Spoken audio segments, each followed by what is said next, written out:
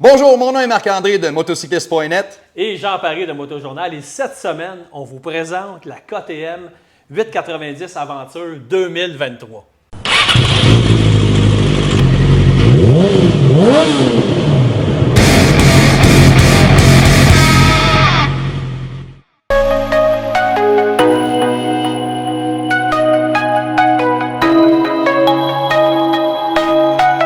Marc-André, tu as eu la chance de rouler cette semaine. Oui.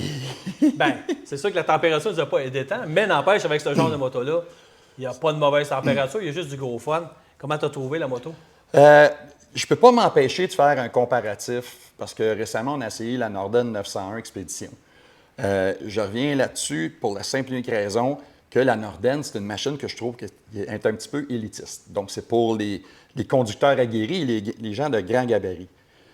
J'ai retrouvé pratiquement tout ce que j'ai aimé de la Norden dans un format plus convivial pour le commun des mortels, où est-ce qu'une personne normale peut s'asseoir dessus sans être sur le bout des pieds. Oui, effectivement, c'est beaucoup moins élevé. Mais en fait, c'est ce que la 890 se compare un peu plus à la Norden, mais la 901.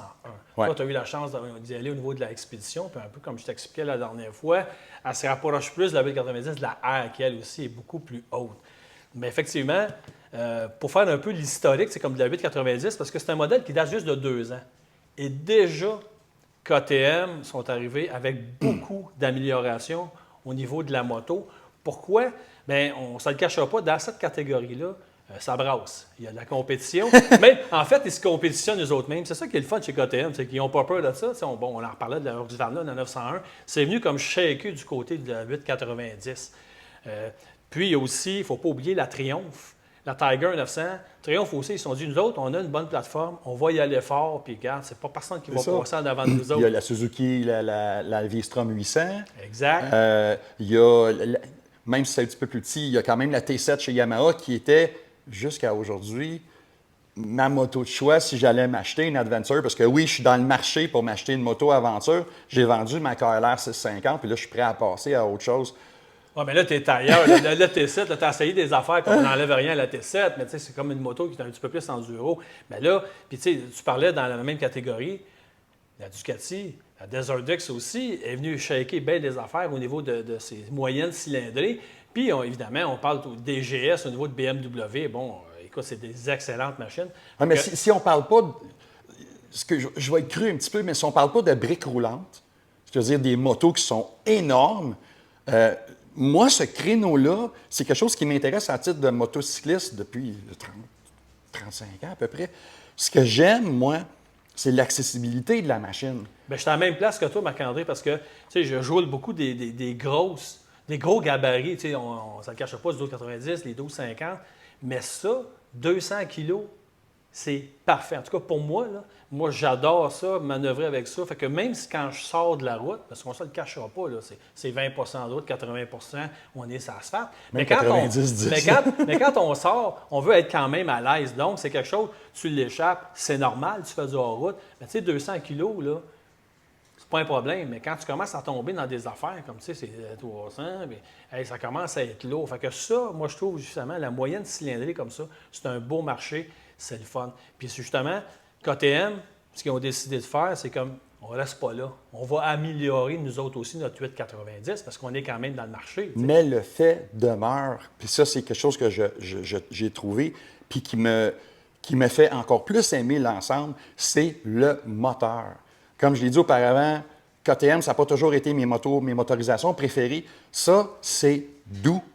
C'est puissant et c'est extrêmement linéaire. Ça a de la puissance pour arracher un arbre de bas dans les tours. Puis c'est pas caractéristique normalement de la géométrie de ce moteur-là qui est un parallèle twin. Mais les reprises, j'ai l'impression d'être assis sur une moto beaucoup plus sportive. Puis même en haut, c'est pas explosif, mais ça tire tout le temps. Ah oui, écoute, la puissance est là, puis de la façon aussi, de la puissance qu'on a de besoin, comme tu l'as bien dit, linéaire, donc basse vitesse, parce qu'on travaille beaucoup à basse vitesse quand on est en sentier. Mais en fait, ce qu'ils ont fait cette année, c'est qu'il y a carrément, bon, au niveau des suspensions, parce que c'est raide un peu les suspensions, on ne se le cache pas au niveau de la 890. Ce qui n'est pas le cas ici. Particulièrement sur la route. Oui, ce qu'ils ont fait cette année, c'est que, bon, ils ont ajouté un réglage de plus à l'avant, ils ont retravaillé l'ajustement au niveau de l'arrière. C'est un peu mieux. Moi, je te parle parce que je suis capable de comparer, j'ai essayé les autres, plus toujours, je reviens à ma Norden. C'est un peu mieux, mais c'est encore un peu sec. Mais ils se sont quand même améliorés. Mais où ils ont quand même bien travaillé, c'est au niveau de l'avant, au niveau de la nacelle. Vraiment, c'est comme, ils ont amoindri ça avant, c'était gros. Ouais, ils ont retravaillé ça, ça fait du sens aussi. KTM d'une autre génération, c'était comme le look Dakar. C'est quelque chose qui était à la mode. Mais le problème d'avoir un réservoir aussi gros, c'est quelque chose c'est un gros gréement, là, dans le fond. C'est justement, c'est encombrant, un. Puis deux, des réservoirs de grande capacité haut de même, ça affecte le comportement de la moto. Absolument. C'est pour ça que ça, c'est là depuis le début, mais c'est justement en bas, donc, dans les réservoirs d'essence, c'est côté en bas. Donc, ça va donner un meilleur équilibre, mais aussi, ça dégage en haut aussi. Donc, encore une meilleure ergonomie. Puis les guidons sont larges. Donc, quand tu roules debout, ça se travaille super bien. Pare-brise, aussi, ils nous ont ramené un pare-brise qui est beaucoup plus haut, il protège mieux, et l'air passe. Le fameux trou, hein? Ouais. C'est la première fois que j'expérimente ça, un pare-brise comme ça, sur une moto d'origine. Ça, zéro. Ouais, ça coupe complètement. Puis en plus, c'est ça, c'est comme selon le gabarit que tu as. Par exemple, comme toi, tu as 6 pieds 3. Des fois, de la façon que ça finissait, oui, ça te pognait là, ou tu avais un retour en dessous du menton, et quoi, ça brassait. En faisant ça, c'est parfait. Ça Il n'y a rien de pire que rouler entre 90 et 110. C'est les vitesses qu'on roule, là, OK? Puis t'avoir le casque qui te fait de même pendant 2 heures, ça vient achalant. Mais en tout cas, fait que tout ça pour dire qu'ils ont fait une bonne job. Puis au niveau de la selle, parce que ça avec, c'était un point faible, on ne se le cachait pas, c'était très dur, c'était pas très confortable pour le derrière, il fallait arrêter. Donc, ils ont élargi la selle, puis plus rembourrée, donc plus confortable. Oui, mais tout en conservant l'espace ici, quand même pas trop large, pour justement, parce que l'entrejambe, quand ça frotte pendant 2-3 heures de temps ici, c'est vraiment très désagréable. Mais ça reste que c'est ça. Ils ont bien travaillé ça. Puis aussi, au niveau côté électronique. Côté électronique, bon, on avait, tu as 3 modes de conduite. Tu as street, tu as rain, puis tu as off-road. Et aussi, en option, tu as le mode rally. Mais en fait, tu sais, là, je te parle d'option, puis la particularité cette année de cette moto-là, entre autres, c'est que elle vient déjà avec toutes les options dessus. 1500 km, tu peux rouler avec, et après ça, ça se désactive. Un peu comme ils font maintenant dans l'automobile. Tu sais, avec try before you buy. Ils font essayer des choses, puis après ça, ben, ça s'arrête, puis si tu aimes ça, ben, tu payes pour l'avoir. Mais c'est un peu ça aussi, donc tu vas rajouter peut-être un 1500 $ de plus. C'est une moto qui se déterre à 15 200 là, ou 15 300. Mais ils viennent déjà. Donc, tu as le mode rallye. Le mode rallye, ce que ça fait, bien, c'est régulateur de vitesse. Tu as aussi, au niveau de l'ABS, sur la roue arrière. Donc, c'est que le contrôle. Le contrôle de traction en arrière, c'est que tu te ramasses avec 9 positions. Des contrôles de traction en plus de l'ABS ajustable. Oui, c'est ça. Fait que tu as 9 positions avec le mode rallye. Tu as aussi le contrôle, justement, pour le dérapage de la roue arrière, qui est là, que tu peux activer ou non. Moi, je suis encore bluffé par ça, du contrôle de stabilité sur une moto à 2 roues. Je m'excuse, ça fait très longtemps que je fais de la moto, mais c'est quelque chose que j'ai de la misère à catcher. Mais là, si on parle de toutes ces options-là, parce que là, il y a l'ABS qui s'ajuste en avant dans le mode rally puis off-road, c'est ça? Oui, bien en fait, chaque fois que tu changes de mode, tout s'ajuste. Okay. Quand tu tombes en mode rain, c'est la même affaire. C'est comme toute l'électronique va venir s'ajuster en se disant il mouille, il ne faut pas que ma roue barre, je ne freinerai pas de la même façon. En mode street, c'est la même chose. Quand tu tombes en mode off-road, c'est juste qu'un exemple, dans le mode de base off-road, c'est comme c'est le contrôle d'action, mais c'est pas compliqué, c'est on-off. Tu n'en as pas 9. Fait que c'est moins complet, mais n'empêche que tu les as toutes de base. Puis tout s'ajuste, c'est ça le beau côté comme de l'électronique. Ce qui est le fun, c'est que tu peux l'essayer avant. Si tu t'en sers réellement, tu payes pas. Puis si dans 1 an, tu décides que tu veux l'avoir, tu peux quand même payer dans 1 an puis avoir ces fonctions-là, c'est ça? Bien, j'imagine. Ce bout-là, je ne sais pas, mais je sais que quand elle vient, tout est là. Puis après ça, ton 1500 km, ça se désactive. Puis après ça, tu peux décider oui, j'y vais ou j'y vais pas. Puis ça, c'est que ça facilite aussi, on ne se le cache pas, les manufacturiers, ils produisent une moto, tout est dessus. Puis après ça, fait qu'au niveau de la production, ça vient simplifier pour lui. Là, il n'y a qu'un modèle à faire parce que tout vient avec. Oui, il y a ça. Je reviens encore, puis là, on parlait de menu, puis tout ça. Encore une fois, comme sur la Norden, la simplicité des sous-menus. Ça, c'est relativement simple et un novice peut relativement facilement s'y retrouver.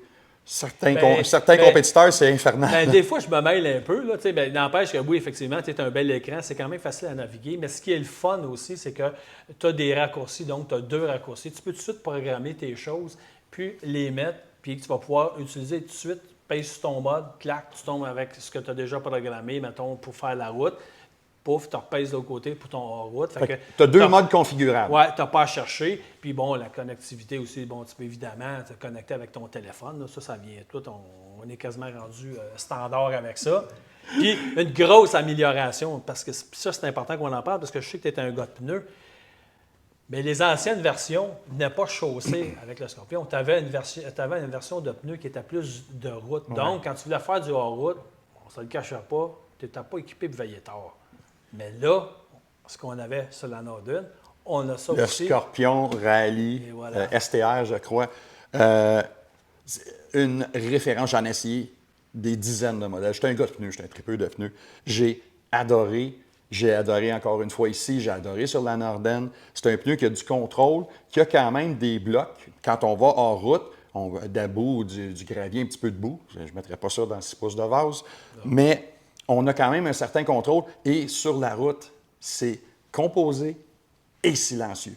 Très important. Oui, parce que c'est souvent la question qu'on se pose. Les gens regardent, crampon, la route.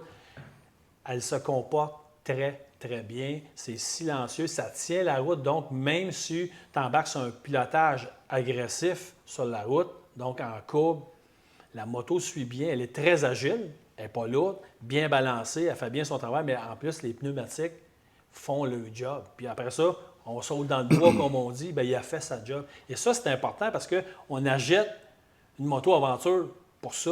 Ouais. Fait que, au moins, elle est chaussée pour ça. Fait que c'est important. C'est ça qui est plaisant. Puis, moi, je reviens encore sur l'expérience complète. C'est une moto qui est capable de faire de tout. Et je ne sais pas si j'en ai parlé, mais rester pris dans le trafic avec une grosse aventure. Parce que oui, on va aller en ville éventuellement et le trafic, c'est un fait de la vie. Oui, mais la ville, à cette heure, c'est du off-road. C'est ça. En plus. Moi, je me mets en off-road.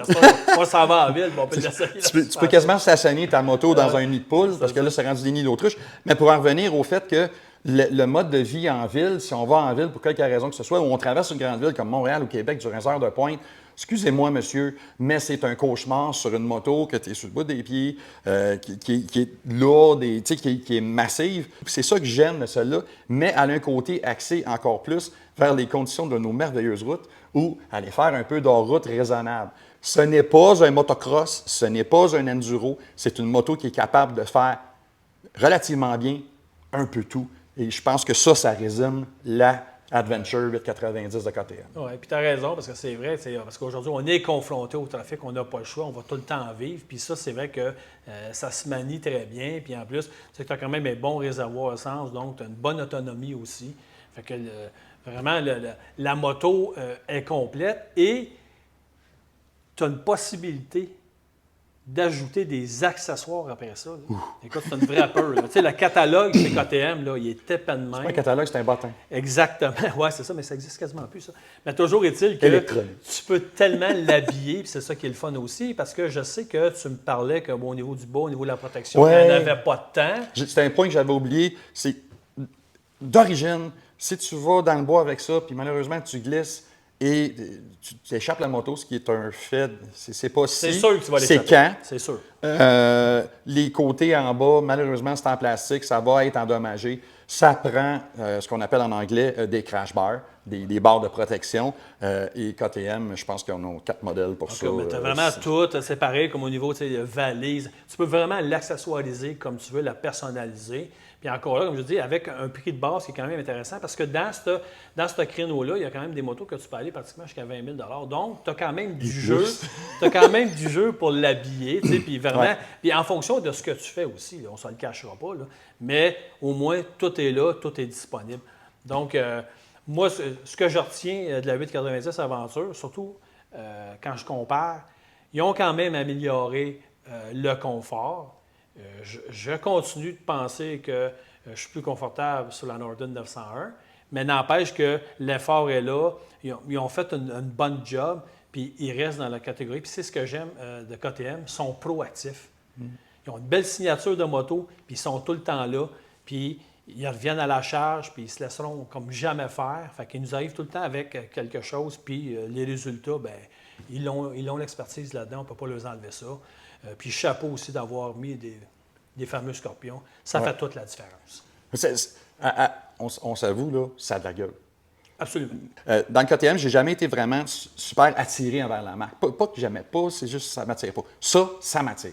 Mais en tout cas, tout ça pour dire, au moins, si vous avez la chance, allez dans des démo rides. Il y en a beaucoup avec KTM. Allez l'essayer. Parce que souvent, c'est ça, on voit une moto, on n'est pas sûr, mais quand on l'essaie, c'est autre chose. Puis des fois, on pogne de quoi. Ça peut être une révélation ou être Ou tu très vas dire c'est désappointé. pas pour moi, mais tu peux dire oh boy, je pensais pas parce que c'est l'ergonomie là-dessus, les positions de conduite là, il faut vraiment essayer ça au moins une fois dans sa vie parce que vous allez voir qu'il y a une grosse différence. Il y a quelque chose de le fun à conduire une moto aventure.